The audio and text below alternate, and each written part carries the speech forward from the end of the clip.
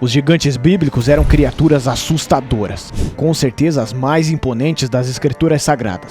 Seres originados da relação de anjos caídos com humanos, que podem medir facilmente mais de 3 metros, pesar facilmente mais de 200 quilos e empunhar armas letais por seu tamanho e peso. E esse tamanho excepcional gera uma força avassaladora. Essa raça, conhecida como Rephaims, era praticamente impossível de serem derrotadas até pelo guerreiro mais formidável se estivesse no mano a mano. Só que tanto Davi quanto Moisés não lutaram sozinhos em nenhum momento, eles lutaram ao lado do Criador. E o resultado dessas lutas e mais fatos sobre os gigantes, eu te conto nas palavras poderosas de hoje. E se esse vídeo edificar a sua vida, lá no final você deixa um like e comenta de que cidade você está assistindo para que possamos orar por você. E o primeiro desses gigantes ameaçadores que a Bíblia nos conta é Og, o infame rei amorreu de Bazã, uma terra fértil a leste do rio Jordão, com 60 cidades e todas elas fortificadas, comandadas pela mão de ferro do gigante. O povo de Israel já vinha de um conflito contra Sihon, onde Moisés pediu para o rei que deixasse seu povo passar, prometendo que não tomaria nenhum recurso de suas terras ao longo do caminho. Todavia, Sihon não quis ouvir, uniu as suas forças e resolveu atacar os israelitas. E com a ajuda de Deus, Moisés e o povo de Israel, em busca da terra prometida, conseguiram vencer os amorreus e tomar as suas terras. Só que isso não significa que os israelitas já tivessem alguma experiência em batalha. Afinal, ninguém do povo foi forjado desde o nascimento para se tornar um guerreiro. Apenas foi possível vencer essas batalhas, graças à ajuda do Senhor, e do mesmo jeito aconteceria com Og e seu exército. Números capítulo 21, versículo 33 ao 35, Bíblia ampliada. Então eles se viraram e subiram pelo caminho de Bazã, e Og, o rei de Bazã, saiu contra eles, ele e todo o seu povo, para a batalha de Edrei. Mas o Senhor disse a Moisés: não o tema, porque eu o entreguei com todo o seu povo e sua terra para você. E farás com ele como fizeste com Sihon, rei dos amorreus, que vivia em Esbom. Og era conhecido por seu tamanho, força e por seu reino fortificado. E não só isso, também era reconhecido como o último dos Rephaims, como dito em Josué 12, verso 4. E o território de Og, rei de Bazã, um dos remanescentes dos Rephaims que viviam em Astarote e em Edrei. Essa raça de gigantes recebe uma descrição mais aprofundada em Deuteronômio capítulo 3, versículo 11. Os livros de Números e Josué Rephaim é uma palavra hebraica para gigantes. Os Rephaites ou Rephaims eram um povo que vivia em Canaã e em outros lugares durante a época de Moisés e Josué, sendo gigantes que foram forjados pela batalha, mesmo sendo alguém muito poderoso para qualquer homem duelar no mano a mano, talvez sendo até impossível ganhar uma luta como essa. Devemos nos lembrar que Deus estava ao lado dos israelitas, e como o próprio Jesus já disse uma vez em Mateus capítulo 19, versículo 26, para o homem é impossível, mas para Deus tudo é possível. Logo, tudo o que Moisés e Israel precisava fazer era confiar naquele que está acima de todos. E como descrito em Deuteronômio capítulo 3, do versículo 3 ao 7. Então o Senhor, nosso Deus, também entregou em nossas mãos Og, rei de Bazã, e todo o seu exército. Nós os ferimos, não deixando sobreviventes, tomamos todas as suas cidades, não havia uma das 60 cidades que não tomamos deles. Toda a região de Argob, reino de Og em Bazã. Todas essas cidades foram fortificadas com muros altos e com portões e ferrolhos, e também havia muitas aldeias sem muros. Destruímos completamente eles, como havíamos feito com Sihon, rei de Hesbom, destruindo todas as cidades, homens, mulheres e crianças, mas todo o gado e os despojos de suas cidades levamos para nós. Apesar da baixa experiência em batalha, com Deus ao seu lado, os israelitas eram mais do que capazes de vencer Og. Og, rei de Bazã, possuía uma cama de ferro de 9 côvados de comprimento e 4 côvados de largura. Convertendo para as medidas que usamos atualmente, a cama possuía 4,1 metros de comprimento e 1,80 de largura. Sabemos que os reis têm uma mania de ter grandes camas, só que não com 4 metros de comprimento. Alguém que precisava de uma cama desse tamanho devia medir de 3 a 3 metros e 35 centímetros. Com certeza essa cama ficou de lembrança daquela que foi uma vitória avassaladora contra o rei gigante, e rapidamente a notícia se espalhou, instilando medo principalmente ao coração dos habitantes de Canaã. Raabe, uma prostituta de Jericó, acreditava que o Deus de Israel de fato tinha poderes sobre aquelas 60 cidades fortificadas, pois só assim para um exército inexperiente poder vencer o Og de Bazã e Sihon. Josué capítulo 2, versículo 10, Bíblia amplificada. Pois ouvimos como o Senhor secou as águas do Mar Vermelho para vocês, quando vocês saíram do Egito, e o que vocês fizeram aos 2 reis dos amorreus que estavam além do Jordão no leste para Sihon e Og, a quem você destruiu totalmente. Josué, capítulo 9, versículo 9 ao 10, Bíblia amplificada. Responderam-lhe: os teus servos vieram de uma terra muito longínqua por causa da fama do teu Deus. Pois ouvimos notícias sobre ele e todas as coisas notáveis que ele fez no Egito e tudo o que ele fez aos 2 reis dos amorreus, que estavam além do Jordão, a Sihon, rei de Hesbom, e Og, rei de Bazã, que vivia em Astarote, além de instilar medo em qualquer um que pudesse vir a se tornar inimigo do povo de Israel. Essa vitória também serviu de confiança para o próprio Moisés, que encorajou os israelitas ao deixá-los no comando de Josué, prestes a entrar em Canaã. Salmo 135, versículo 11. Quem fez com que os vapores subam dos confins da terra, quem faz os relâmpagos para a chuva, quem tira o vento de seus celeiros, quem feriu os primogênitos do Egito, tanto homens como animais, quem enviou sinais e maravilhas no meio de ti, ó Egito, sobre Faraó e todos os seus servos, quem feriu muitas e grandes nações e matou reis poderosos, Sihon, rei dos amorreus, Og, rei de Bazã e todos os reinos de Canaã. Salmo 136, versículo 18 ao 20. E matou reis famosos por sua misericórdia e amor, a bondade dura para sempre. Sihon, rei dos amorreus, porque sua misericórdia e benignidade duram para sempre. E Og, rei de Bazã, porque sua misericórdia e benignidade duram para sempre. Como se já não fosse surreal um exército sem experiência ganhar de um rei gigante com 60 cidades fortificadas, cerca de 3 séculos depois aconteceria algo talvez até mais histórico.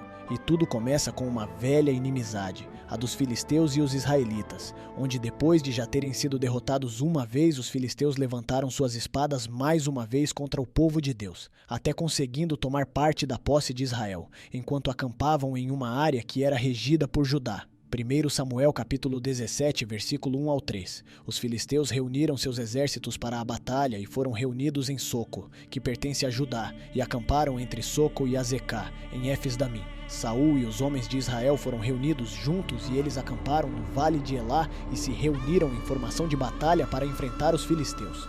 Os filisteus estavam parados na montanha de um lado e Israel estava parado na montanha do outro lado como o vale entre eles. O vale de Elá parecia mais um grande desfiladeiro do que um pequeno vale. 1 Samuel 17, versículo 4, Bíblia ampliada. Então um campeão saiu do acampamento dos filisteus, chamado de Golias de Gate, cuja altura era de 6 côvados e 1 palmo. 1 Samuel 17, do versículo 5 ao 7, Bíblia ampliada. Ele tinha um capacete de bronze na cabeça e usava uma armadura de escamas, placas de metal sobrepostas que pesavam 5.000 ciclos de bronze. Ele tinha proteções de bronze nas pernas e um dardo de bronze pendurado entre seus ombros.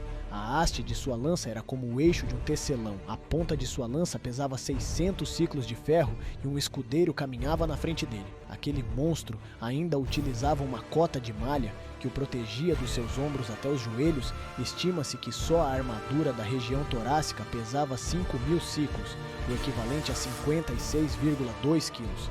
Golias também possuía um capacete, perneiras, grevas e um dardo pendurado em seus ombros, todos feitos de bronze.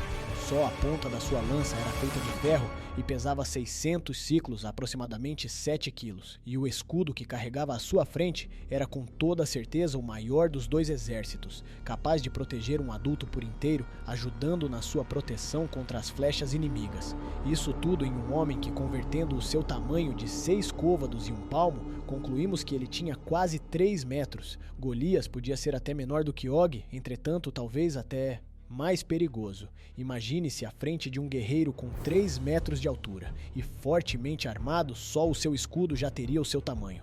Qualquer um que estivesse sozinho tremeria à sua frente e seria morto se o desafiasse. 1 Samuel capítulo 17, versículo 8 ao 9, Bíblia ampliada. Golias levantou-se e gritou para as linhas de batalha de Israel, dizendo-lhes: por que vocês saíram para se preparar para a batalha? Não sou eu o filisteu e vocês não servem Saul? Escolham um homem para vocês e façam com que ele desça a mim, se ele for capaz de lutar comigo e me matar. Então nos tornaremos seus servos, mas se eu prevalecer contra ele e o matar, então vocês se tornarão nossos servos e nos servirão. Novamente o filisteu disse diante de Israel neste dia: eu desafio as linhas de batalha de Israel. Dê-me um homem para que possamos lutar juntos. Não teve um só homem que não ficou com medo daquele monstro que estava junto dos filisteus. Uma batalha um contra um com ele parecia impossível de ser ganha. E como ninguém se apresentou, Golias caminhou ao longo de 1 mês e meio, 40 dias, dia e noite sobre Israel, se gabando de seu tamanho e poder, desafiando qualquer um a lutar e profanando o Deus de Israel. Enquanto isso, Davi, um garoto jovem, filho de um efrateu de Belém de Judá chamado Jessé, cuidava do rebanho de ovelhas de seu pai na pequena cidade de Belém, localizada nas montanhas da Judéia. Davi tinha 8 irmãos, e os 3 mais velhos, Eliabe, o primogênito, Abinadab e Chamá, estavam junto de Saul fazendo frente aos filisteus. O garoto mal tinha ideia do que estava acontecendo, afinal nem idade para servir ele tinha. Porém, um dia seu pai lhe pediu uma missão especial. 1 Samuel 17, versículo 17 ao 18, versão ampliada. Então Jessé disse a Davi, seu filho: tome para seus irmãos um efá deste grão torrado e estes 10 pães e corra depressa para o acampamento para seus irmãos. Leve também 10 pedaços de queijo ao comandante da unidade. Veja como estão seus irmãos e traga notícias deles. Uma missão simples, levar recursos aos irmãos e trazer notícias. No outro dia, Davi deixou o rebanho de ovelhas com outro pastor conhecido e partiu em sua missão. Chegando no acampamento, o garoto notou que as tropas se preparavam para a batalha. Ele deixou aquilo que carregava aos cuidados de um guarda-volumes, até que ouviu um grito de guerra e correu para a linha de combate em direção a seus irmãos, para informar o que trouxe, saber como estavam e matar a curiosidade do que estava acontecendo. 1 Samuel 17, versículo 24. Lembre-se de que Davi nunca testemunhou ou ouviu os desafios do gigante. Ele vê um homem gigante envolto em armadura, gritando ameaças, desafiando os guerreiros de Israel e amaldiçoando Deus, enquanto olha para o campo de batalha. Agora lembre-se, este é o 41º dia em que os israelitas encontram Golias, mas essa é a primeira vez que isso acontece com Davi. 1 Samuel capítulo 17, do versículo 26 ao 27. Então Davi falou aos homens que estavam com ele: o que será feito para o homem que matar esse filisteu e remover a vergonha de sua zombaria de Israel? Pois quem é esse filisteu incircunciso que escarneceu e desafiou os exércitos do Deus vivo? Os homens disseram a ele: isto é o que receberá o homem que matá-lo. Tentando incentivar seus homens, Saul fez uma proposta para o campeão que matasse aquele gigante: a mão de sua filha em casamento, uma vasta riqueza e isenção de impostos para o resto da vida. Mesmo assim, ninguém teve coragem para encarar aquele monstro que mais parecia a morte. Então o menino, que não tinha idade para servir, vestido com básicas roupas de pastor, um cajado e uma funda na mão, se voluntariou para o duelo contra o gigante. 1 Samuel capítulo 17, versículo 41 ao 46, Bíblia ampliada. O filisteu saiu e se aproximou de Davi com seu escudeiro na frente dele. Quando o filisteu olhou em volta e viu Davi, ele zombou e o menosprezou porque ele era apenas um garoto, de rosto avermelhado e aparência delicada. O filisteu disse a Davi: por acaso sou um cachorro para que você venha a mim com bastões de pastor? E o filisteu amaldiçoou Davi por seus deuses. E também disse para Davi: venha a mim e darei sua carne às aves do céu e aos animais do campo. Então Davi disse: você vem a mim com uma espada, lança e um dardo, mas eu venho a ti em nome do Senhor dos Exércitos, o Deus dos exércitos de Israel, a quem tens afrontado. Hoje mesmo o Senhor entregará você a mim e eu o ferirei e cortarei sua cabeça. E darei hoje os cadáveres do exército dos filisteus às aves do céu e às feras da terra, para que toda a terra saiba que há um Deus em Israel. Uma funda e um cajado eram as armas de Davi, contra um gigante de 3 metros com armadura da cabeça aos pés. Era o fim daquele garoto como muitos imaginavam. 1 Samuel 17, versículo 47 ao 51, Bíblia ampliada. E para que toda esta assembleia saiba que o Senhor não salva com a espada nem com a lança, pois a batalha é do Senhor, e ele vai entregá-la a nós. Golias foi para cima de Davi com a intenção de esmagá-lo, e o jovem também correu para cima do filisteu, tirou uma pedra da sua bolsa e jogou. Ela atingiu o gigante na cabeça e o derrubou. O garoto tinha só uma chance, contudo não tinha espada à mão, então correu até o corpo do inimigo caído à sua frente, e puxou a sua enorme e pesada espada, e com uma força inexplicável, conseguiu cortar a cabeça de Golias, e triunfou sobre aquele que para muitos era impossível de ser vencido. Vendo seu campeão morto, o exército dos filisteus fugiu.